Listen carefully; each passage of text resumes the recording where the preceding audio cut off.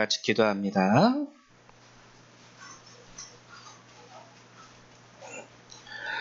감사로 하나님께 제사를 드리며 지존하신 이에게 내 소원을 갚으며 환난 날에 나를 부르라. 내가 너를 건지리니 내가 나를 영화롭게 하리로다. 아멘. 사랑과 은혜가 많으신 하나님, 늘 우리를 향하여 은혜를 베풀어 주시고 오늘도 이 시간 거룩한 주일 우리 성도님들 불러주셔서 이렇게 한자리에서 주님을 찬송하고 예배하며 주의 말씀을 듣게 하심을 감사드립니다. 오늘도 우리 가운데 부족함과 모자름과 죄된 모습이 있는 줄 압니다. 그러나 예수의 이름 안에서 죄사함을 구하며 하나님께 영광 돌리기를 원하오니 하나님 이 시간 우리를 용서하시고 용납하시며 또한 우리가 드리는 이 예배를 하나님 기뻐 받아 주시옵소서. 감사합니다. 예수님의 이름으로 기도했습니다. 아멘. 예, 우리 다 같이 일어나셔서 우리 사도신경으로 주님 앞에 우리의 신앙 고백을 드리도록 하겠습니다. 우리 다 같이 신앙 고백 드립니다. 나는 전능하신 아버지 하나님, 천지의 창조주를 믿습니다. 나는 그의 유일하신 아들, 우리 주 예수 그리스도를 믿습니다. 그는 성령으로 잉태되어 동정녀 마리아에게서 나시고 본디오 빌라도에게 고난을 받아 십자가에 못 박혀 죽으시고 장사된 지 사흘 만에 죽은 자 가운데서 다시 살아나셨으며 하늘에 오르시어 전능하신 아버지 하나님 우편에 앉아 계시다가 거기로부터 살아있는 자와 죽은 자를 심판하러 오십니다. 나는 성령을 믿으며 거룩한 공교회와 성도의 교제와 죄를 용서받는 것과 몸의 부활과 영생을 믿습니다. 아멘. 송영 3장 함께 찬양합니다.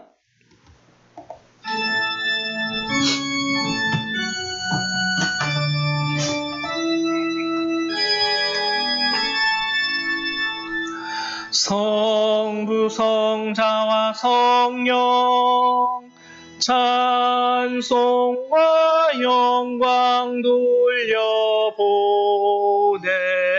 돌려보내세 태초로 지금까지 또 영원 무궁토록 성삼위께 영광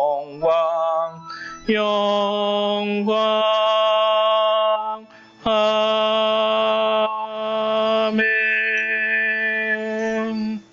찬송가 뒤에 있는 교동문 우리 42번 같이 교독하도록 하겠습니다. 교동문 42번 말씀입니다. 네, 시편 98편의 말씀입니다. 교동문 42번 시편 98편의 말씀 같이 교독합니다. 새 노래로 여호와께 찬송하라. 그는 기이한 일을 행하사 그의 오른손과 거룩한 팔로 자기를 위하여 구원을 베푸셨습니다. 여호와께서 그의 구원을 알게 하시며 그의 공의를 온 나라의 동편에서 명백히 나타내셨도다. 그가 이스라엘의 집에 베푸신 인자와 성실을 기억하셨으므로 땅까지 이르는 무엇이지 하나님의 도리와도다. 온 땅이여 여호와께 즐거이 소리칠지어다. 소리내어 주께 찬송할지어다. 수금으로 여호와를 노래하라. 수금과 음성으로 노래할지어다. 나팔과 호각 소리로 왕이신 여호와 앞에 즐겁게 소리칠지어다. 나와 거기 하나님 것과 스리와 군진과 다 외칠지어다. 여호와 앞에서 큰 물은 박수할지어다. 산악이 함께 즐겁게 노래할지어다. 아멘. 네, 감사합니다. 자리에 앉아주시기 바랍니다. 우리 찬송 한 장 더 찬양합니다. 찬송가 10장 함께 찬양하도록 하겠습니다. 찬송 10장입니다.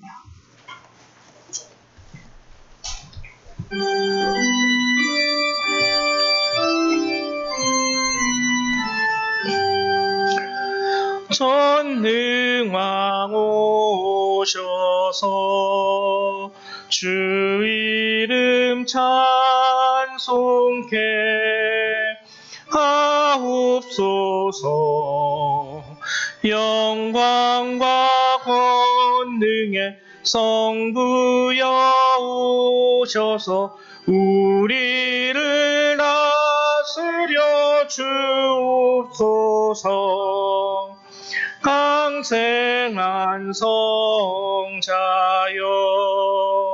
오셔서 기도를 들으소서. 택하신 백성들 복 내려 주시고 거룩한 마음을 주옵소서. 위로의 주 성령 오셔서 큰 증거 주옵소서. 전능한 주시여 각 사람 맘에서 떠나지 마시고 계십소서. 성삼위일체께 한없는 찬송을 드립니다. 존귀한 주님을 영광 중배옵고 영원히 모시게 하옵소서. 아멘. 예, 우리 이 시간에는 조민경 집사님 나오셔서 예배를 위해서 기도해 주시겠습니다.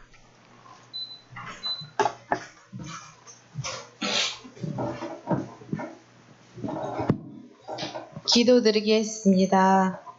하나님 아버지 감사합니다. 오늘도 주일을 맞이하여 기도드릴 수 있게 도와주시고 함께 예배드리고 찬양 부를 수 있게 도와주심을 감사드립니다. 하나님 아버지 저희 열방교회를 사랑하시사 축복하여 주시옵고 지켜주시옵소서. 저희 대한민국이 살아가는데 힘들지 않게 잘 사는데도 더 욕심부리지 않고 주님께 의지하며 기도드리며 나누는 대한민국이 될 수 있게 도와주시옵고 위기에 직면한 모든 문제들을 주님 앞에 나아가 우리나라를 이끌어 가시는 지도자님들께 주님의 말씀을 알려주시옵고 기도로서 우리 대한민국을 이끌어 나갈 수 있게 도와주시옵소서. 저희가 세상적으로 물들어 죄를 알게 모르게 지읍니다. 하나님 아버지 죄 지은 게 있다면 눈물로 무릎 꿇고 회개할 수 있게 도와주시옵고 주님의 자녀로 우뚝 설 수 있게 도와주시옵소서. 하나님 아버지께서 모든 근심과 염려를 나에게 맡기라 하셨습니다. 세상을 살아가면서 두려움과 어려움과 위기에 봉착했을 때 세상 것을 찾지 않고 제일 먼저 무릎 꿇고 눈물로 기도할 수 있게 도와주시옵소서. 저희 열방교회 이끌어 가시는 조민환 목사님, 홍승아 사모님, 홍길표 장로님 축복하여 주시옵고 그 가정에 성령 충만함과 물건을 허락하여 주시옵소서. 살아가는데 어려움이 없게 하여 주시옵고 그 가는 길에 돌보리 하나 잊지 않게 하여 주시옵소서. 하나님 아버지께서 지켜주시고 함께해 주심을 믿고 의지하며 살아간나이다.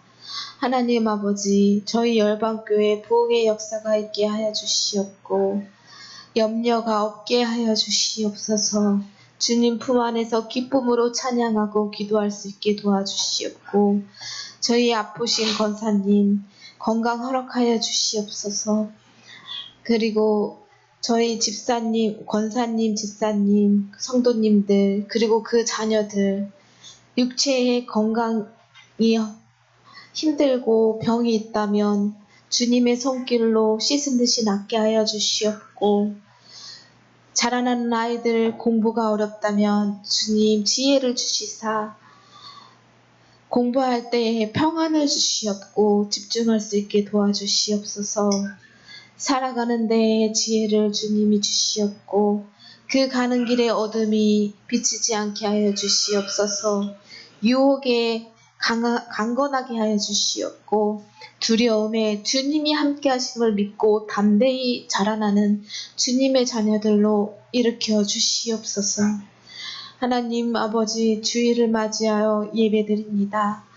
성령님 함께 하시오. 목사님의 말씀에 성령님이 함께 하여 주시어 저희들의 마음속에 영혼의 양식이 되게 하여 주시옵고 두려움이 없게 하여 주시옵고 세상 것에 치우치지 않게 하여 주시옵고 저희 성도님들 모든 저희 열방교회 식구들 주님의 사랑 안에서 삶을 살게 하여 주시옵소서. 오늘 주일을 맞이하여 예배드림에 감사드리며 거룩하신 주 예수 그리스도의 이름으로 기도드립니다. 아멘. 네, 감사합니다. 저희 같이 하나님의 말씀 찾아보도록 하죠. 오늘 함께 보실 주님의 말씀은 요한복음 2장 13절에서 25절의 말씀 함께 나누도록 하겠습니다. 우리 신약성경 144페이지에 있습니다. 요한복음 2장 13절에서부터 25절 신약성경 144페이지 또는 145페이지에 있습니다. 144 또는 145. 예. 다 찾으신 줄로 알고 한 절 한 절 같이 교독하도록 하죠. 제가 먼저 교독합니다. 유대인의 유월절이 가까운지라 예수께서 예루살렘으로 올라가셨더니 안에서 소와 열과 눈이 받는 사람들과 돈과 없는 사람들이 앉아 노끈으로 채찍을 만드사 양이나 소를 다 성전에서 내쫓으시고 돈 바꾸는 사람들의 돈을 쏟으시며 상을 엎으시고 눈이 받는 사람들에게 이르시되 이것을 어서 가져가라. 내 아버지의 집으로 장사하는 집을 먹지 말라.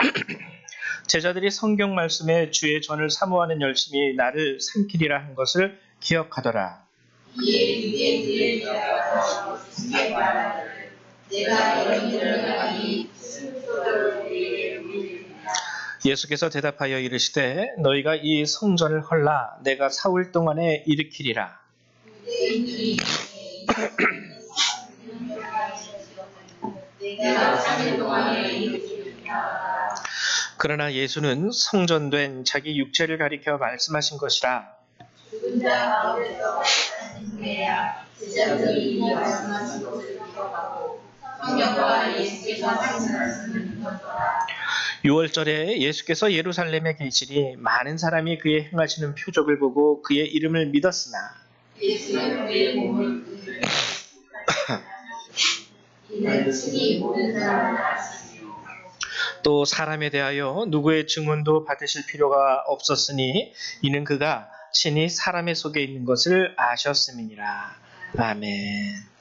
네. 오늘 이제 요한복음 2장의 말씀을 함께 나누려고 하는데요. 비록 저희가 13절에서부터 함께 나누기는 했지만 전체적인 내용 다 한번 봐야 되거든요. 2장 1절에서부터 마지막 절까지 이 전체적인 내용이 가지는 특징, 그것을 알아야지 이제 오늘 성경의 말씀에 담겨 있는 하나님의 뜻을 우리가 발견할 수 있습니다. 그래서 그것을 이제 여러분들하고 나누려고 하는데 요한복음 2장이니까 1장 다음이 2장이잖아요. 그래서 2장이니까 첫 부분이에요. 거의 시작 부분이죠. 요한복음 2장은 이 요한복음이 시작되는 부분에서부터 두 가지를 우리에게 알려주고 있습니다. 하나는 뭐냐면 예수님의 첫 사역이자 표적, 그리고 또 다른 하나는 뭐냐면 마지막 사역이자 표적이에요. 그래서 1절부터 이렇게 읽어보면은 11절에 보면은 읽어드릴게요. 11절에 예수께서 이 첫 표적이죠. 첫 표적을 갈릴리 가나에서 행하여 그의 영광을 나타내심에 제자들이 그를 믿으니라. 사역의 시작과 함께 첫 번째 표적이 나타납니다. 가나안의 혼인잔치에서 물이 변하여 포도주 됐네. 우리 다 아는 찬양이죠. 물이 변하여 포도주 됐네. 이거 예수님이 말씀하시니, 이게 예수님의 첫 사역이었어요. 첫 사역. 그리고 그 다음에 요한복음이 알려주는 것은 뭐냐면 마지막 사역입니다. 이것은 예수님께서 이제 십자가에 돌아가시기 직전 예루살렘에 입성하시고 행하신 일인데, 우리는 이거를 뭐라고 하냐면 성전 정화 사건이라 그래요. 강도의 구려를 만들었도다. 내 집은 기도하는 집이라 일컬음을 받으리라 하였거늘 너희는 강도의 구려를 만들었도다 하면서 예수님이 막 성을 내시면서 막 장사치들의 그 상을 다 엎으시고 막 그랬던 사건, 그 마지막 사건이 기록이 되어 있습니다. 그러니까 요한복음 2장은요, 우리에게 알려주는 게 첫 사역과 마지막 사역을 알려주고 있는 거예요. 그리고 마지막 사역의 표적은, 그래서 이제 그 유대인들이 물어보죠. 너 예수님한테 너 지금 무슨 짓 하는 거야? 네가 뭔데 여기서 이렇게 쉽게 말하면 깽판을 치냐? 네가 하나님의 아들이라는 표적이 있다면 우리에게 보여줘라. 근데 거기서는 직접 표적을 행하시지 않으시고 뭐라고 말씀하시냐면은 20절 유대인들이 이르되 이 성전은 46년 동안의 지역권을 내가 3일 동안에 일으키겠느냐. 이게 마지막 표적이거든요. 부활이에요. 3일. 돌아가신 이후에 3일 만에 부활하셨죠. 그리고 부활하신 이후에 예수님이 그때 말씀하신 게 이거구나. 첫 사역과 표적, 마지막 사역과 표적을 알려주는 게 요한복음 2장입니다. 근데 왜 첫 사역과 마지막 사역을 이렇게 상징적으로 얘기해주고 있을까요? 그거는 처음부터 시작, 모든 예수님의 공생애를 알려주고 있는 거예요. 예수님은 이러한 사역을 시작으로 해서 마지막에 이러한 사역에 이르기까지 일하셨다라는 것을 상징적으로 알려주기 위해서 처음과 시작을 기록하고 있는 것입니다. 알파와 오메가죠. 그러면 이러한 예수님 사역의 결과는 어떻게 나타났을까? 우리가 아까 11절, 22절 마지막에서 볼 수 있듯이 11절에서는 제자들이 그를 믿으니라. 22절에서도 보면은 이 말씀하신 것을 기억하고 성경과 예수께서 하신 말씀을 믿었더라. 그러니까 예수님의 첫 사역부터 마지막 사역까지 예수님의 하시는 모든 일들 가운데 많은 사람들이 예수님을 믿었다라고 얘기하고 있는 거예요. 예수님을 믿었다. 근데 이게 중요한 게 아닙니다. 오늘 요한복음 2장이 우리에게 정말 알려주려고 하는 것은 23절, 4절, 5절 이 세 절이요 가장 중요해요. 이 요한복음 2장에서는. 요한복음 2장. 그러면은 이 세 절이 우리에게 말해주고 있는 것은 무엇일까? 핵심적으로 보면은 24절. 예수는 그의 몸을 그들에게 의탁하지 아니하셨으니 이는 친히 모든 사람을 아시며. 여러분, 오늘 저희가 나누려고 하는 게 바로 이 부분입니다. 처음 사역을 시작하실 때부터 마지막 십자가의 죽으심과 부활하시기까지 예수님은 많은 일을 행하셨고 그 일들 가운데 많은 사람들이 예수님을 믿었어요. 근데 그러한 사역 가운데 예수님은 그러한 사람들에 대해서 어떠하셨냐면 시작부터 끝까지 사람에게 자신을 의탁하지 아니하셨다라는 거예요. 이게 오늘 성경이 우리에게 알려주는 거예요. 많은 사람들은 예수를 믿었지만 그럼에도 불구하고 예수님은 자신을 믿고 따르는 사람들에게 스스로 의탁하지 아니하셨어. 의탁하지 아니하셨어.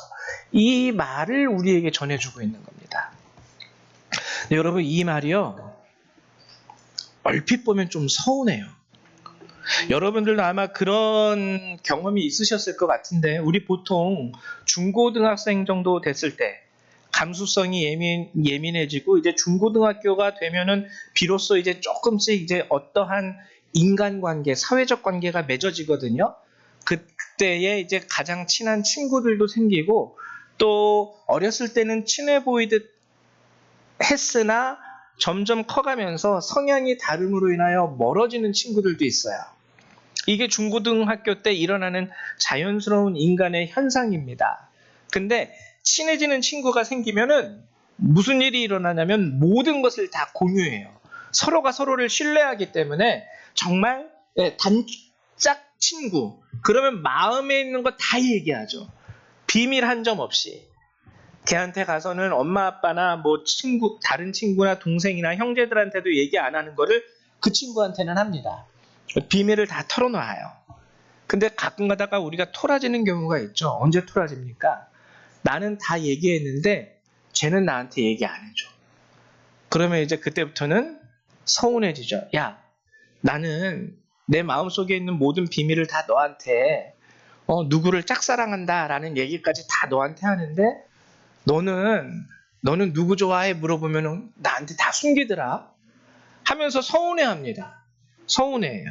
오늘 예수님의 이 성경이 얘기하는 예수님에 대한 이 말씀이 어찌 말하면 우리가 좀 서운할 수 있는 말씀이기도 해요. 여러분들은 예수님을 믿고 의지하며 살아가는데 예수님은 여러분에 대해서 나는 그러면서 하는 말이 뭐예요? 이는 친히 모든 사람을 아시며 야, 내 너를 알고 있는데 내가 너한테 너가 뭐 있다고 내가 너한테 의탁하겠냐. 뭐 어찌 보면 맞는 말씀이기도 하지만 한편으로는 좀 서운할 수도 있어요. 예수님 아직도 저를 못 믿으세요. 예수님 저를 신뢰하지 않으시는군요. 뭐 제가 연약한 인간이라는 건 알겠지만 좀 서운합니다, 주님. 예수님은 나에게 말씀도 잘 안 해주시고 그냥 그 정도만 알아 이런 식으로 조금 그러면은 우리가 서운할 수 있어요. 서운할 수 있어요. 예수님은 그러면은 그래요, 우리가 연약하니까. 근데 그럼에도 예수님을 믿고 따르겠다라고 하는 그 사람들에 대해서 예수님은 그들을 신뢰하지 않으셨을까? 우리가 보통 보면은 사람으로서는 서로가 신뢰하고 함께 나누고 그런 게 인지상정이에요. 사람으로서의 기본적인 우리의 성향이라는 것이죠. 근데 우리는 주님을 믿었는데 주님은 그렇게 그다지 우리를 신뢰하지 않으셨다라는 것처럼 보이는 이 말씀. 근데 이 말씀에는 아주 중요한 두 가지 의미가 담겨 있습니다. 아주 중요한 두 가지 의미. 왜 예수님은 사람들에게 의탁하지 않으셨을까? 이 의탁하다라는 말이 피스티오라는 말이거든요. 원어로. 피스티오라는 말인데 이 피스티오라는 말은 말 그대로 믿음, 믿다 이런 뜻입니다. 근데 또 다른 한 가지 뜻이 있는데 맡기다, 위탁하다. 뭘 요청하고 요구할 때 쓰는 말 중에 하나가 또 피스티오예요. 요구하고 요청할 때. 여러분 이게요. 우리에 대한 예수님의 아주 놀라운 은혜와 사랑이 담긴 말입니다. 왜냐면은 예수님이 우리에게 의탁하지 아니하셨다라는 말은 우리에게 요구하지 아니하셨다라는 말이에요. 이게 원래 의미는. 하나님이 우리에게 요구하지 않으셨다. 하나의 예를 들어볼까요? 예를 들어볼게요. 자, 여러분 뭐 자녀가 있죠. 자녀가 있는데 정말 기본적으로 저희가 한번 생각을 해보죠. 자녀가 공부를 할 때 반에서 1등하면 좋겠습니까? 꼴등하면 좋겠습니까? 그렇죠. 그냥 기본적으로 여러분 그냥 상식적으로요. 상식적으로 1등하면 좋겠죠. 그래서 여러분이 그렇게 한번 생각을 해보셨다라고 해보세요. 집에 가서 그냥 우리는 엄마와 자녀니까 부모와 자식이니까 편하게 엄마 마음을 너에게 얘기해 줄게. 엄마 뭔데요? 네가 반에서 1등 했으면 좋겠어. 그러면은 그 순간 자녀의 마음은 어떨까요? 엄마, 나 반 30명 중에서 25등 하는데 1등 했으면 좋겠어요? 그러면 자녀는 그 말을, 정말 엄마 아빠를 사랑하는 자녀라면 자녀의 입장에서 그 말이 어떻게 다가올까요? 아, 엄마 아빠는 내가 1등 하기를 원하는구나. 알았어. 엄마 아빠 마음 알았어. 이 정도로 끝나지 않아요. 부담으로 다가옵니다. 굉장한 어깨에 짐이 꽉 하고 짊어져지는 거예요. 성담아, 우리 성담이는 느꼈을 거야. 그냥 나는 편하게, 아니야, 편하게 얘기한 거야. 부담 갖지 마. 네가 1등 했으면 좋겠어. 근데 자녀는요, 이게 부담이 되는 거예요. 오늘 예수님께서 우리에게 의탁하지 아니하셨다라는 말의 의미가 바로 이런 의미입니다. 우리를 사랑하시기 때문에, 우리를 아시기 때문에, 우리의 연약함을 아시기 때문에. 제가 예전에 여러분들한테 한번 말씀드린 적이 있죠. 제가 영국에 잠깐 있었을 때, 솔직히 거기도 약간 시골이에요. 우리나라처럼 이렇게 이런 문화가 아니라서 문 열고 나가면은 그냥 푸른 풀밭이, 그리고 저쪽에 이렇게 말들이 이렇게 돌아다니고 그랬던 곳이에요. 어디 나가서 쉽게 말하면 PC방이 있는 것도 아니고 노래방이 있는 것도 아니고, 그리고 이렇게 막 말이 잘 통해가지고 현지인들이랑 막 친해지는 것도 아니고, 약간 자연 속에서 노는 그런 분위기? 그러니까 자연스럽게 뭘 많이 하게 되냐면 성경을 많이 읽게 되었고, 그리고 자연스럽게 언어가 딸리니까 진짜 아침에 앉으면 저녁까지 그 도서관 의자에 앉아 있어가지고, 제 별명이 그때 스타디시였습니다. 그 영국 애들이 저를 부르는 별명이 스타디시. 잉글리시라고 그러잖아요. 그러니까 스타디에다가 SH 붙여가지고 공부하는 사람에서 스타디시라고 그랬어요. 한 8, 9시간 동안은 그 자리에서 꼼짝하지 않으니까, 움직이지를 않으니까. 뭐 인터넷도 우리나라처럼 수준이 좋은 것도 아니에요. 영국 되게 느려요. 한번 클릭하고 이렇게 하고 한 2, 3분 기다려야지 화면 탁 뜨고. 그때 그랬어요. 우리나라는 뭐 착착착착 넘어갈 텐데.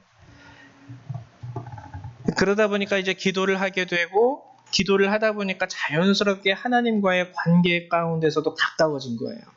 그래서 어느 날은 제가 막 너무 주님이 좋아가지고 기도를 했습니다. 주님, 제가 신학을 하는데, 제가 선교사가 되기를 원하는데, 주님, 저를 향한 주님의 뜻이 무엇입니까? 제가 그 뜻을 알고 하나님을 기쁘게 해드리는 주님의 자녀가 되기 원합니다. 하나님, 내가 사역을 하게 될 건데 하나님 그 뜻을 알게 해주세요. 정말 그때 너무 주님이 좋아가지고 그 얘기를 하게 됐어요. 기도를 하는데 주님이 너무 좋은 거예요. 그래서 주님이 원하시는 그 일을 내가 감당해서 하나님의 기쁨이 되어드리기 원하는 마음이 막 내 안에서 막 이렇게 막 넘쳐나오는 거예요. 넘쳐나오는 거예요. 약간 연애 감정처럼. 사랑하는 여자친구 위해서 막 다 해주고 싶은 그 연애 감정이 막 하나님 앞에 일어나는 거예요. 근데 그렇게 기도했는데 내 마음에 딱 울리는 하나님의 음성이 있었어요. 뭐냐면, 안 가르쳐주지, 이걸. 안 가르쳐주지. 처음에는 되게 서운했습니다. 난 주님이 너무 좋아서 하나님의 기쁨이 되어드리고자, 하나님 무엇을 원하십니까? 내가 이것을 하나님께 드려서 하나님의 기쁨이 되어드리기 원합니다 했는데, 하나님은 아니야, 됐어, 안 가르쳐줄 거야. 처음에는 이게 막 마음이요, 이거는 하나님이 주시는 응답이 아닐 거야 하면서 서운한 마음이 확 오더라고요. 한 2, 3일을 갔어요. 근데 그 다음에 평안한 마음이 오면서 또 기도를 하는데 깨달아지는 게 뭐냐면, 너를 향한 나의 뜻을 네가 알지라도 그것 때문에 네가 마음이 힘들어지고 어려워지고 부담되고 무너질 것을 알기 때문에 내가 지금 미리 너한테 그걸 얘기해 주지 않는 거야. 이 뜻입니다. 이 뜻이에요. 그 후로는 얼마나 감사한지 몰라요. 얼마나 감사한지 몰라요. 그냥 하루하루 주님의 뜻, 그냥 뭐 하나님이 나를 위해서 뭘 원하실까? 하나님, 내가 평생 열심히 일해서 한 1억 정도 주님 헌금해 드릴까요? 아니면 열심히 돈을 벌어서 뭐 빌딩 하나 세워서 교회를 세울까요? 만약에 주님이 너 저기 교회 좀 세워봐, 건물 이렇게 몇 평으로 져가지고 세워봐 그러면은 그게 그냥 머리에 남아가지고 계속 아직도 뭐 돈 이제 모은 돈 뭐 몇 천만 원밖에 안 되는데 그 건물은 어느 세월에 지나, 그런 부담감이 막 올 텐데 주님이 그거를 요구하시지 않는다라는 거예요. 우리에게. 여러분 그렇지 않습니까? 여러분 지금도요, 솔직히 말해서 아주 작은 것이라도 여러분들에게 주님이 만약에 뭘 요구하신다면 여러분 마음 어떠실 것 같아요?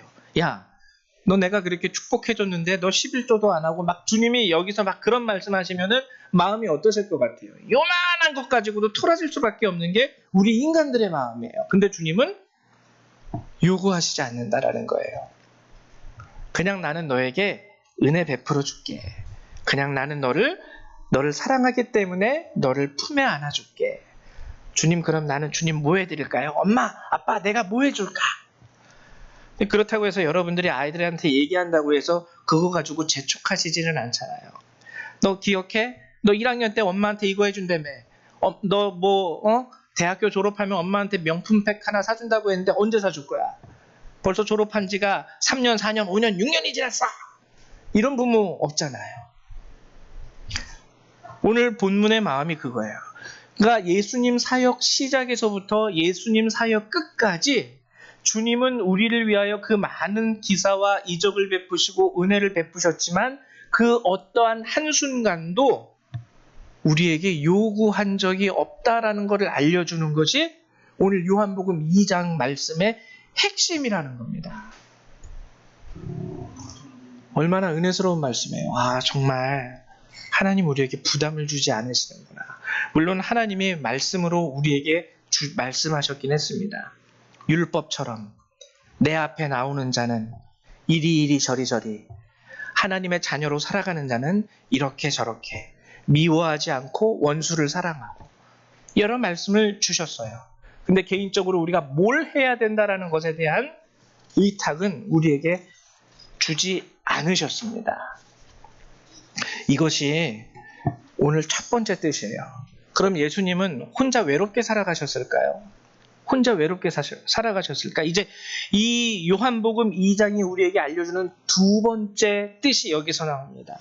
그럼 예수님은 평생 은혜만 베풀고 뭐 혼자 외롭게 쓸쓸히, 물론 그러셨어요. 십자가에 돌아가시는 그 순간에는 제자들이 다 도망갔죠. 뿔뿔이 흩어졌죠. 3년 동안 같이 살을 맞대고 지냈던 그 사람들이 다 도망갔고, 여러분 아시다시피 베드로는 3번이나 예수님을 부인하지 않습니까? 그럼 혼자 그렇게 홀로 외로이 바보처럼 은혜만 베풀다가 외롭게 죽어 가셨을까? 아니라는 거예요. 누가복음 23장 46절이 그걸 우리에게 알려주고 있습니다. 돌아가시기 직전에 예수께서 큰 소리로 불러 이르시되 아버지, 내 영혼을 아버지 손에 부탁하나이다 하고 이 말씀을 하신 후 숨지시니라. 주님은요, 사람들을 의탁하지 않으셨지만 주님이 의탁하고 있었던, 평생에 주님이 의지했던 그 한 분, 하늘에 계신 아버지가 계셨던 거예요. 하늘에 계신 아버지, 하나님만 의지하셨음을 우리에게 알려주는 거예요. 주님 외롭지 않으셨어요. 우리와 함께하면서 우리에게 의탁하지 않으셨지만 그러한 주님이 우리 말고 의탁하실 수 있는 한 분이 계셨는데, 그게 누구냐면 하늘에 계신 아버지, 아버지 손에 부탁하나이다, 나의 영혼을. 여러분, 이게 우리가 오늘 본문에서 깨달아야 될 두 번째 진리입니다. 첫 번째 진리, 우리의 연약함을 아시기 때문에 주님은 오늘도 여러분들에게 너 이거 나한테 이렇게 해라, 너 저렇게 해라, 너 반에서 1등 해야 돼, 요번에 무슨 시험 있지? 그거 꼭 1등 해, 이렇게 요구하시지 않아요. 정말 하나님은 우리의 연약함을 아시고 우리를 그냥 그대로, 그 모습 그대로 품어주십니다. 꼴등을 하든 1등을 하든 너는 변함없는 내 아들이고 내 딸이고 내가 세상에서 둘도 없이 사랑하는 내 백성이다. 우리를 향한 주님의 마음. 첫 번째였고, 두 번째는 그러면 우리는 누구를 의지해야 되고 누구를 의탁하느냐. 예수님이 보여주신 것처럼 하나님만을 의지할 수 있으셔야 합니다. 하나님이 성경에도 질투의 하나님이라고 그러셨어요. 재밌는 게 이제 아하시아 왕을 제가 소개해 드리려고 하는데요. 열왕기하에 있는 말씀이에요. 열왕기하 1장 1절에서 4절 제가 읽어 드릴게요. 아합이 죽은 후에 모압이 이스라엘을 배반하였더라. 아하시아가 사마리아에 있는 그의 다락 난간에서 떨어져 병들매 사자를 보내어 그들에게 이르되 가서 에그론의 신 바알 세부백에 이 병이 낫겠냐 물어보라 하니라. 여호와의 사자가 디셉 사람 엘리야에게 이르되 너는 일어나 올라가서 사마리아 왕의 사자를 만나 그에게 이르기를 이스라엘에 하나님이 없어서 너희가 에그론의 신 바알 세부백에 물으러 가느냐? 그러므로 여호와의 말씀이 내가 올라간 침상에서 내려오지 못할지라 내가 반드시 죽으리라 하셨다 하라. 엘리야가 이해가니라. 여러분 이게 뭐냐면 북이스라엘이에요. 북이스라엘 최고의 전성기의 왕이 아합이라는 왕이었는데 이제 이 아합이라는 왕이 죽게 되었습니다. 그리고 그 아들 아하시아가 뒤를 이어서 왕이 되었어요. 근데 이 아합이 죽자 무슨 일이 일어나냐면 아합에게 조공을 바치던 속국으로서 모압이 이스라엘을 배반하게 됩니다. 아합이 죽었어. 이때가 기회다. 하면서 모압이 이스라엘을 북이스라엘이에요. 이스라엘을 배반하게 돼요. 그리고 아하시아가 이제 아버지의 뒤를 이어서 왕이 됐는데 내우외환이라 그러죠. 밖에서는 모압이 배반했는데 그런 아하시아에게 또 무슨 일이 일어나냐면 다락 난간을 이렇게 걷다가 떨어져요. 추락을 한 거예요. 한 2, 3층 됐나 봐요. 추락을 해가지고 병들게 됩니다. 어디 뼈가 부러진 건지 뭔지는 모르겠지만 난간에서 떨어져서 병이 들게 됐어요. 나는 지금 다쳤고 밖에서는 모압이 배반을 하고 이거 큰일 났네. 그래가지고 아하시아가 신하들을 불러다가 그 신하들에게 에그론은 이제 블레셋의 도시거든요. 그 에그론 도시의 신이에요. 바알세부백에 가서 나의 이 병이 낫겠는지 물어봐라. 이거는 뭔 뜻이냐면요. 그냥 단순히 가서 물어보고 와 이 뜻이 아니라 재물과 예물을 가지고 가서 제사를 드리고 거기서 소위 신탁이라 그러죠. 바알세부백이 무슨 말 하는지 듣고 와. 하면서 신하들에게 제사 때 사용할 수 있는 재물 그리고 제사 때 드리는 예물을 이렇게 복채를 들고 간 거예요. 쉽게 말하면. 근데 하나님이 화가 난 겁니다. 신하들이 아직 에그론에 도착도 안 했어요. 이제 성문을 나와서 에그론으로 향하는 중에 하나님께서 디셋 사람 엘리야를 보내십니다. 보내셔가지고 하신 말씀이 너 이스라엘 백성이잖아. 너 하나님의 백성이잖아. 이스라엘에 하나님이 없어서 너희가 에그론의 신 바알세부백에 물으러 가느냐? 여러분 이 뜻이 뭘까요? 하나님이 화가 단단히 나신 거거든요. 네가 내 백성이고 내 자녀고 내가 너를 사랑하고 내가 너를 도울 수 있고 너를 돕기 원하는데 너는 지금 내가 아닌 누구를 의지해요? 에그론의 신 바알세부백을 의지하네? 환장하겠네? 하시는 거예요, 이게 하나님이. 그러면서 주님이 그에게 하신 말씀이 내가 나를 의지하지 아니하니 반드시 죽으리라. 그 병에서 회복되지 못하고 죽게 될 것이다 얘기하는 겁니다. 이 아하시아에 대한 하나님의 이 말씀, 진노의 말씀에요. 뭐가 담겨 있는 줄 아십니까? 이 바알세부비라 그랬죠, 지금. 하나님도 바알세부비라고 했고 아하시아 왕도 바알세부백에 가서 물어봐라 했는데 여러분 이게 참 재밌는 게 오늘 제가 준비했는데 바알세부 이게 뭔 뜻이냐면요 파리들의 왕이라는 뜻이에요. 이름 자체가 파리들의 이 날파리 알죠? 이 똥파리 날파리들의 왕이라는 뜻입니다. 이 쉽게 말하면 조롱의 뜻이에요. 조롱의 뜻. 우리 보통 보면 초등학교 애들이 이름 가지고 장난 많이 치잖아요. 이름 가지고. 이름이 동화. 멋지죠? 동화라는 이름. 근데 성이 만약에 운시면 어떨까요? 운동화. 그러면은 초등학생 정도 되는 애들은 맨날 놀릴 거예요. 운동하래요, 운동하래요. 야, 너 운동화 더러워졌다. 운동화 빨아라. 막 이런 식으로. 원래 이름은 바알세불입니다. 불. 바알세불. 이게 원래 이름이에요. 이 뜻이 뭐냐면 신들의 지배자, 귀신들의 왕이라는 뜻이거든요. 신들의 지배자 또는 주거의 신, 거주의 신. 이곳의 신이라는 뜻이에요. 우리가 사는 이 지방의 신. 신들의 지배자 그리고 주거의 신이라는 이름으로 원래 이름은 바알세불인데 이스라엘 사람들이 그 바알세불을 조롱하기 위해서 우리의 여호와가 더 위대하다는 뜻 가운데 바알세불을 조롱하기 위해서 이스라엘 사람들은 뭐라고 불렀냐면 바알세붓. 이거는 뭐냐면 파리예요. 세붓. 그래서 파리들의 왕. 야, 니네가 믿는 신들은 저기 똥통에 있는 그 구데기 그 파리들의 왕. 이런 식으로 조롱하기 위해서 붙였던 이름이 바알세붓이에요. 근데 아하시아 자신도 바알세붓이라고 부르면서 정작 자신이 병들게 되니까 어떻게 합니까? 바알세붓에게 가서 아주 제사를 드리고 예물을 드리고 나의 병이 어떻게 될런지 물어보고 와라. 이렇게 얘기한 거예요. 참 우매하죠. 참 우매합니다. 이 우리의 본연의 모습이에요. 근데 이런 우리의 모습 가운데 하나님이 디셋 사람 엘리야를 보내셔서 하셨던 이 말씀과 이 행동, 여러분 성경은 질투하시는 하나님이라고 우리에게 알려주고 있어요. 이 질투는 잘 들으세요. 이게 중요합니다. 단순한 질투가 아니에요. 너 나를 놔두고 딴 여자를 만났어? 이 뜻이 아니에요.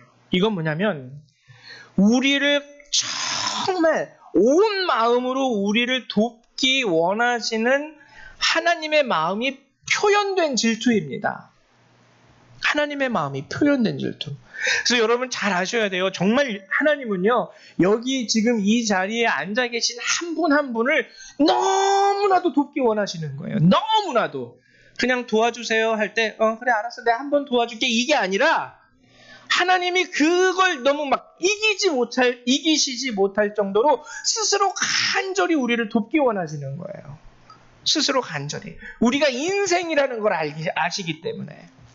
조금만 온도 차이만 이렇게 나도 그냥 몸에 쉽게 감기라는 병이 들 수도 있고, 나이 먹으면 조금만 저기에도 여기저기서 막 몸이 아프다는 신호를 보내오고, 조금만 비 와도 홍수에 많은 사람들이 쓸려가서 생명을 잃을 수도 있는 그런 연약함이 우리라는 걸 아시기 때문에 하나님은 그 가운데에서 자녀를 사랑하시는 그 마음으로 정말 우리를 돕기 원하고 계시는 거예요. 그 간절한 마음이 나타난 말이 오늘 디셋 사람 엘리야를 통해서 질투하시는 그 말씀으로 보여지게 된 것이죠. 우리가 깨달을 수 있어야 되는 것이 바로 이겁니다. 바로 이거예요. 두 가지 진리를 여러분들에게 말씀드렸어요. 하나님은 정말 우리를 돕기 원하세요. 하나님은 정말 우리를 돕기 원하세요. 그리고 예수님은 하나님만 의탁해라. 하나님만 의지해라. 우리 보면은 어제 여선교회 때도 나눴는데, 인생의 어려움과 괴로움이 다가오면 본능적으로 보이는 곳에 손을 뻗게 되어 있습니다. 이게 인간이에요. 그래서 물에 빠진 사람이 뭐라도 잡는다 그러죠? 지푸라기. 이게 우리들의 본성이에요. 근데 지푸라기 잡는다고 해서 여러분들 물에서 건져집니까? 안 건져져요. 안 건져져요. 그래서 우리는 예수를 믿음에도 불구하고 물살에 휩쓸리는 상황이 되면은 혹시 사돈의 팔촌의 친구의 친구 중에 좀 나를 도울 수 있을 만한 사회적 능력이 있는 사람이 없을까 수소문부터 해봅니다. 오늘 아하시아의 마음이죠. 파리들의 왕이라 할지라도 내가 지금 병들다 보니까 그것도 아쉬운 거예요. 그래도 왕이긴 왕이잖아. 파리들의 왕. 그러니까 가서 물어봐. 내가 알지 못하지만 친구한테 너의 친구의 친구라며. 내 사정이 이러니까 네 친구의 친구한테 좀 나를 도울 수 있는지 한번 알아봐 줄 수 없겠니? 지푸라기 잡는 심정이죠. 근데 하나님은 우리에게 말씀하시는 거예요. 내가 여기 있어. 지푸라기 잡아봤자 그 지푸라기가 너를 그 물살에서 구원하지 못해. 너를 도울 수 있는 사람도 내가 보낼 수 있고 너를 도울 수 있는 지혜도 내가 너에게 줄 수 있어. 이게 하나님이 오늘 성경을 통해서 우리에게 주시는 말씀이라는 것이죠. 여러분, 우상도 그리고 또 다른 인생도 여러분들의 의지로 삼지 마십시오. 물론 그들에게 감사해야 되고 고마워해야 합니다. 여러분들을 돕는 자들에게 감사를 표할 수 있어야 되고요. 여러분들을 세워주는 자에게 고마움을 표현하실 수 있어야 돼요. 아니, 하나님이 도와주는 거지 네가 도와주는 거냐 하면 이제 돕는 줄도 다 끊어지는 거예요. 이거 바보 같은 짓이에요. 그러나 그럼에도 그들이 여러분들의 의지가 되면 안 됩니다. 하나님이 예비하신 자들이고 하나님이 돕기 위해서 붙여주신 자들이거든요. 감사하면서 그 도움을 받으십시오. 근데 의지하지는 마십시오. 그 사람을 마치 나의 생명줄처럼 붙잡으시면 안 된다는 거예요. 잘하셔야 돼요. 보통 우리가 의지하는 게 뭐냐면요. 특히 여기 학생들이 있는데 학생 때는 젊을 때는 영원히 젊을 줄 알고 젊음을 의지해요. 젊음을 의지해요. 그리고 좀 돈 있으신 분들 재산을 의지합니다. 그리고 뭔가 남들이 따라할 수 없는 기술을 가지신 분들은 기술을 의지해요. 아니면 사회적 지위가 있으신 분들은 자신의 사회적 지위를 의지합니다. 내가 누군데. 아니면은 뭐 학벌이 좋으신 분들은 지식을 의지해요. 다 소용없어요. 다 소용없어요. 기술도 한물 갈 때가 있고요. 재산도 나를 구원하지 못하고 젊어도 언젠가 사람은 다 늙게 됩니다. 사회적 지위요. 지금 우리나라 역대 대통령들을 보세요. 대통령 끝나면은 거의 뭐 공식처럼 가는 데가 이상하게 감옥 가요. 참 재밌지 않습니까? 최고의 영예를 누리던 그자들이 어떻게 감방까지 갈 수 있을까? 주변의 사람들도 감사하되 그들을 의지하지는 마십시오. 또 종종 기독교인들도 그러신 분들을 많이 봤는데요. 제가 무당, 타로, 사주팔자, 신점 재미로라도 볼 필요 없어요. 이 TV에 나오시는 분들 이제 종종 요즘 TV에 왜 그렇게 그런 무당, 사주팔자가 많이 나오는지 모르겠는데 어머 막 이런 예를 들면은 미운 우리 새끼에 나오시는 분들 중에 교회 권사님들이 있습니다. 있는데 거기에 이제 화면에 나오는 자녀들 신점 보는 무당한테 감탄해가지고 어머 용하네.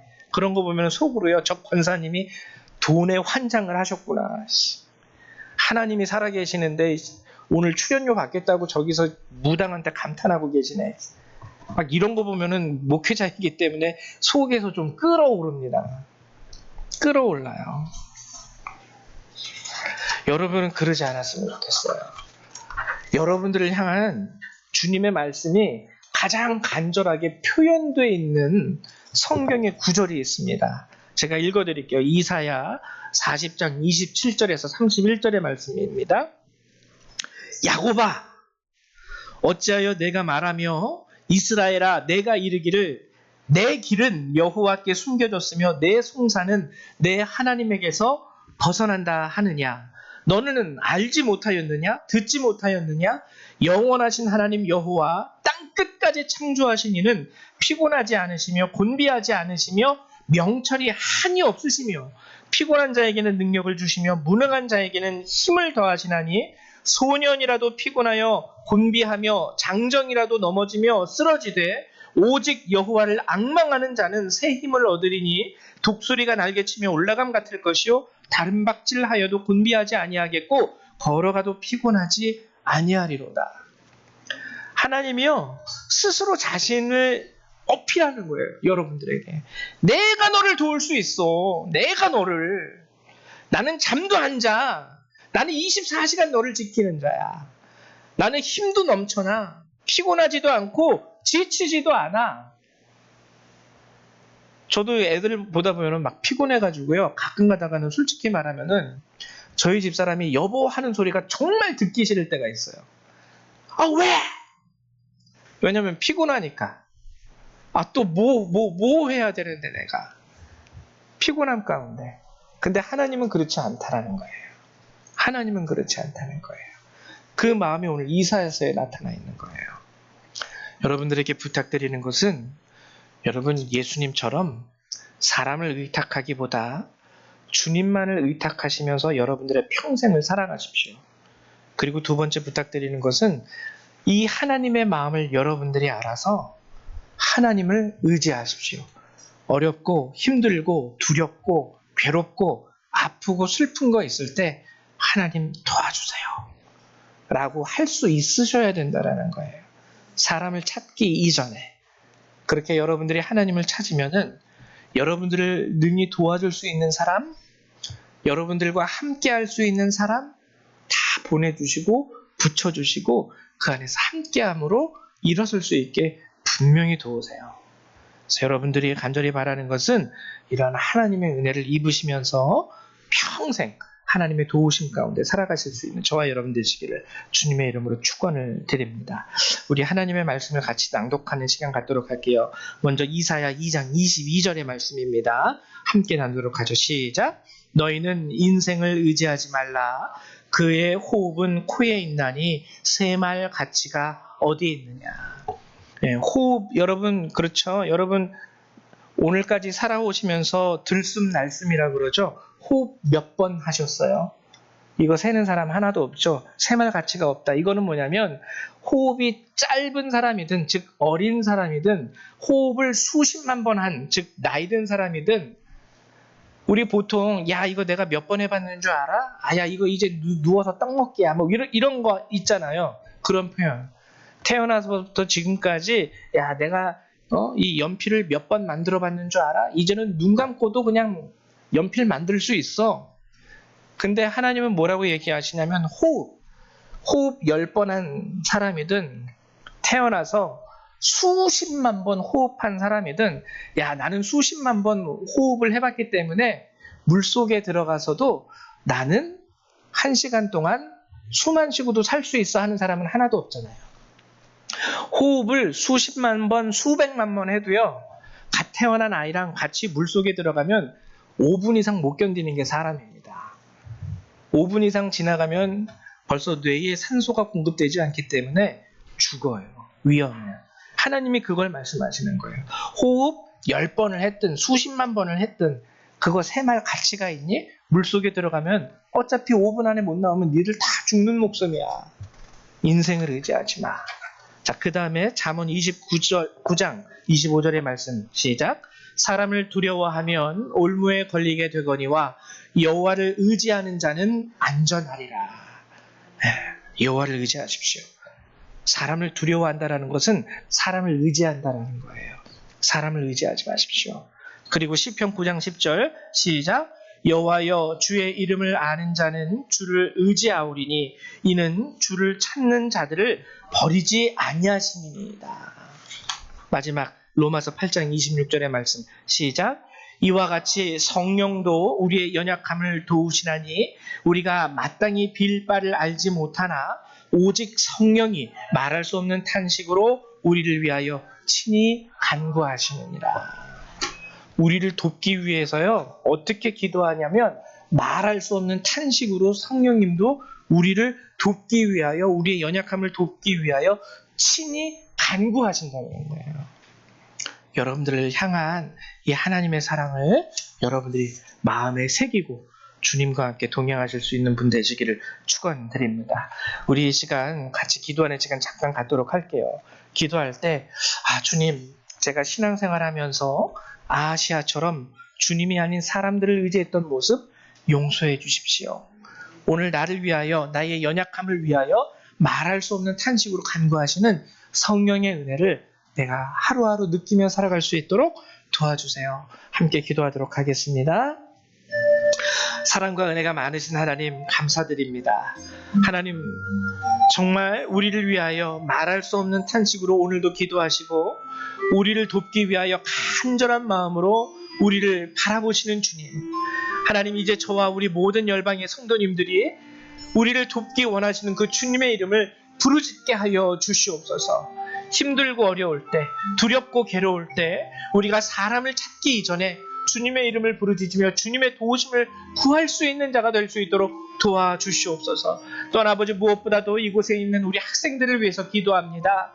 저들이 아직은 부모의 그늘 아래서 스스로 어려운 일을 겪지 않아 보고, 하나님, 부모가 베푸는 사랑 가운데에서 모자름을 느끼지 않기 때문에 하나님의 이름을 찾지 않는 아이들이지만, 하나님, 이제 저들이 성인이 되어 자신의 인생을 살아가다 보면은 하나님의 은혜 없이는 살아갈 수 없는 인생이라는 것을 저들이 깨달을 날이 올 줄 믿습니다. 그러나 하나님, 간절히 바라는 것은 지금부터 이 진리를 깨달아 하나님의 도우심으로 설 수 있는 아이들이 될 수 있도록 도와주시옵소서. 지혜가 부족한 아이들, 하나님께 지혜를 구하게 하여 주시고, 힘이 부족한 아이들, 하나님께 힘을 구하게 하시며, 건강이 약한 아이들, 하나님께 강건함을 구할 수 있도록 하나님, 저들의 마음도 하나님께서 살피시고 이끌어 주시옵소서. 늘 항상 우리에게 은혜 베풀기를 원하시는 하나님을 저들이 만날 수 있도록 도와주시고 알게 하여 주시고, 하나님, 저들이 평생에 지금부터 하나님만을 의탁하며 살아갈 수 있는 참된 주의 아들들이 될 수 있도록 도우시고 축복하여 주시옵소서. 오늘도 우리의 기도를 들어 응답하여 주실 줄 믿습니다. 예수님의 이름으로 기도했습니다. 아멘.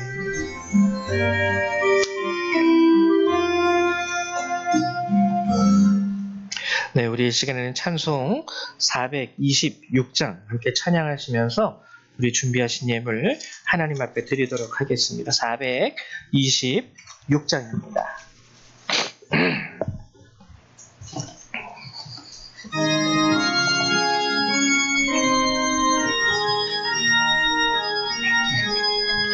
이 죄인을 완전케 하시옵고 내 맘속에 영원히 거하소서. 죄 가운데 빠졌던 몸과 마음을 이 눈보다 더이게 보다 더욱이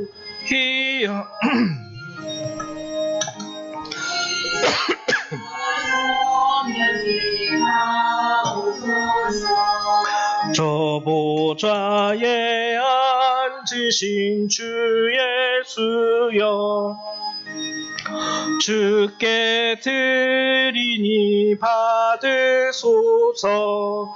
내 마음과 지식도 드리오니 있는보다 더이게 하옵소서. 보다 더욱 이어지게 고치소서. 정결케 하옵소서. 그 상하신 발 아래 엎드려서 날 깨끗게 하시기 원합니다. 날 정결케 하는 피 믿사오니 있는보다 더이게 하옵소서. 눈보다 더욱 이어지게 고치소서. 정결케 하옵소서. 아멘. 네, 드린 예물 위해서 기도하겠습니다. 사랑과 은혜가 많으신 하나님, 참으로 감사를 드립니다. 오늘도 이 귀한 날을 우리에게 허락해 주시고 이 귀한 시간 우리가 주님을 예배하게 하심을 감사드립니다. 오늘도 주신 은혜와 말씀 가운데 감사함으로 주께서 명하신 11조와 감사의 예물을 구별하여 하나님 앞에 우리 마음과 함께 내어드립니다. 이 예물을 주께서 귀하게 받아주시고 기쁘게 받아주시옵소서. 순종하여 드리는 자들 가운데 은혜와 축복을 더하여 주시며 하나님, 저들의 음성을 귀 기울이시사 도움을 구하는 이마다 하나님의 은혜를 얻을 수 있도록 축복하여 주시옵소서. 오늘도 이 예물을 귀하게 받아주실 줄 믿습니다. 예수님의 이름으로 기도했습니다. 아멘. 네, 감사드립니다. 교회 소식을 알려드리도록 할게요. 이제 돌아오는 주부터 이제 교회 학교 아이들 방학이 시작이 됩니다. 여러분들 아이들 위해서 좀 기도해 주셔야 돼요. 정말 이 시대의 학생들이 예수를 믿는다는 게 이게 쉬운 일이 아니에요. 정말 여러분들의 기도가 아니면, 하나님의 이끄심이 아니면 예수를 모르는 것 가운데 멸망할 수밖에 없습니다. 그리고 또 저희가 이제 교회 학교를 이제 여름 성경학교를 준비합니다. 2번에 걸쳐서 준비하는데, 일단 19일 날, 7월 19일 날, 우리 고등부 아이들을 이제 같이 하루 이제 수련회 하듯이 아이들과 함께 식사도 하고 성경의 말씀도 나눌 수 있는 시간을 가지려고 그래요. 19일 날. 그리고 우리 중학생들과 초등학생들은 8월 4일하고 5일 날 이렇게 이틀에 걸쳐가지고 여름 성경학교를 진행하려고 합니다. 근데 여러분들한테 좀 죄송하지만 부탁드리고 싶은 게 좀 여러분들 혹시 여유가 되시는 분들은 재정적인 좀 후원을 좀 부탁드리고 싶어요. 그래서 우리 고등학생 아이들 특별히 이제 좀 맛있는 것도 좀 사주려고 했더니 삼겹살이 먹고 싶다 그래가지고 삼겹살을 좀 푸짐하게 사서 아이들을 해주고 싶고, 또 우리 초등학생, 중학생들은 먹는 것도 먹는 거지만 활동을 하려면 또 이렇게 여러 교재와 교구들이 필요를 하게 됩니다. 그래서 혹시 기도하시다가 마음에 감동이 오시는 분들은 아이들을 위해서 이렇게 헌금해 주시면 감사하겠습니다. 죄송해요. 오늘 설교와 반대되는 요구를 제가 여러분들한테 하는 것 같아서, 설교하고 제가 제일 먼저 죄 짓는 것 같아서 죄송합니다. 그 외에 다른 우리 교회 광고사항은 여러분들이 주보를 참조해 주시고, 특별히 박명옥 권사님이 이제 8월에 무릎 수술을 하시거든요. 이제 한 달도 안 남으셨어요. 무릎 이제 연골이 다 다르셔서 제 무릎 인공관절 수술을 하시게 됩니다. 그래서 꼭 기도해 주셔야 돼요. 이후에도 회복이 잘 되고, 또 우리 권사님 이제 다리도 불편하셔서 이 교회 근처로 이제 이사를 오시려고 그래요. 그래서 좀 권사님 지내시기에 편한 집이 구해져서 같이 이곳에서 신앙생활할 수 있게 해달라고 함께 여러분들이 기도해 주시기를 부탁드립니다.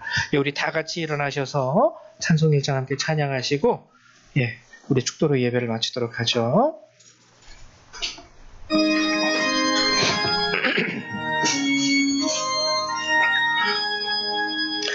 만복의 근원 하나님, 온 백성 찬송 드리고 저 천사여 찬송하세.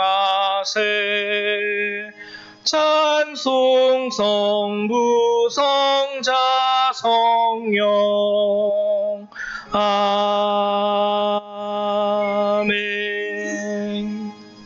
사랑과 은혜가 많으신 하나님, 늘 감사드립니다. 오늘도 저희들을 이곳에 불러주셔서 하나님의 말씀으로 은혜를 얻게 하시고, 하나님 주께서 베푸시는 은혜 가운데 또한 새 힘을 얻게 하시니 감사드립니다. 하나님, 이제 우리 열방의 성도들이 이 예배를 마치고 하나님 부르신 삶의 자리로 돌아갑니다. 도와주셔서 하나님, 저들의 삶 가운데 여러 가지 어려움, 괴로움, 슬픔, 아픔, 고통이 있다면 오늘 주신 말씀을 의지하여 주님을 의탁할 수 있는 그러한 주의 백성 되게 하시고, 주님을 의지할 때에 하나님께서 베푸시는 은혜로 강건하게 설 수 있는 주의 백성 되게 하여 주시옵소서. 이제 이 예배를 마치고 돌아가는 주의 백성들, 그들의 삶과 머리 위에 하나님의 은혜와 예수 그리스도의 사랑, 성령의 능력이 늘 항상 함께하여 주시기를 성부 성자 성령 하나님의 이름으로 간절히 축원하옵나이다. 아멘. 할렐루야, 감사합니다. 예배를 마치도록 하겠습니다.